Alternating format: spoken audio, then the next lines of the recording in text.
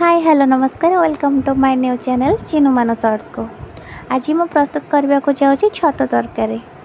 छतु तरकारी बनाने छतु को प्रथम धोईकी भलसे छोट छोट पीस कर काटी रखी।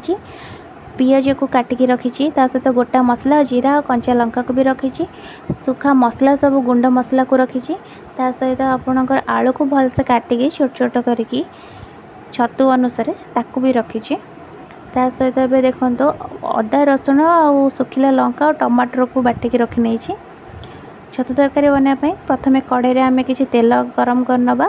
तेल गरम हो गला से आम काटिकी रखिथिबा आलू को भलसे पकई भाजवा। आलू भलसे भाजी गला गोल्डन ब्राउन है पर्यंत भाजी सारा आलू काढ़ी से कड़े आ कि तेल ऐड करनबा।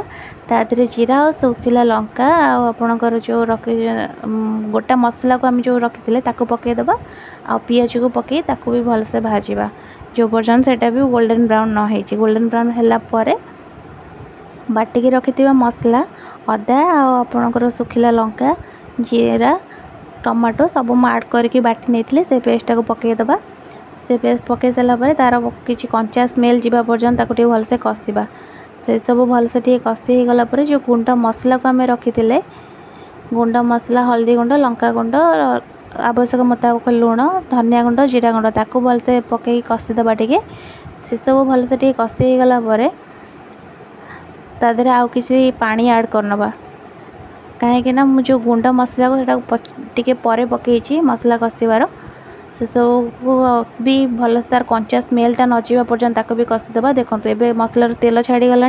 तेल छाड़ा जो आम छतु को काटिकी धोई रखी सेटा को आम पकईदबा। से सब पकई सारापर ताको भी भलसे कषा। छतु को मुझे भाजिलेनी आप भावुवे जो मैंने देखुवे भिडियो भावुवे कंचा छतुरे केमती मु तरकारी करछे किंतु छतु को मैं भाजिलेनी जे छतुटा को भाजीदेला से जो पानी गुड़ा अधिका गुड़ा सब पानी बाहरी आसो से सब पानी गुड़ा को आम फोपाड़दबा। सबू तो छतुरे पानी मरिया पर्यंत आम भाजी पारानी जो अधिका पानी जोड़ा आसो से पलैला छतुर स्मेल को टेस्ट भल रही से कंचा छतुरे कले से पानीटा से पानी छाड़ी गला से पानी रे आम जो मसला से पानीटा रहिबो तो भल लगे टेस्ट भल आसो। आम जो तापर जो देख छतु टे कषि गला जो आलू रखी थी भाजिकी ताको पकईकी भलसे टे कषिली।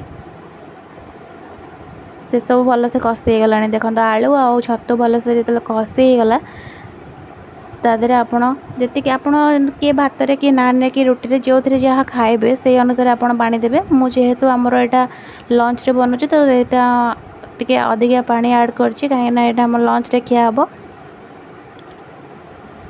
ताको फुटिया कि समय छाड़देवे। आलू छतु सब सीझीगला तादे गरम मसला शेष पकई देखो ये छतु तरकारी फाइनल लुकटा केमती आसछि भल लगुच ना। यहाँ निहाती घरे बनइबे खाइबे आउ कमेंट निहाती जणेबे केमती लागिला। जदि वीडियोटी भल लगी तो लाइक शेयर सब्सक्राइब करदेवे मो चैनल को। Thank you for watching.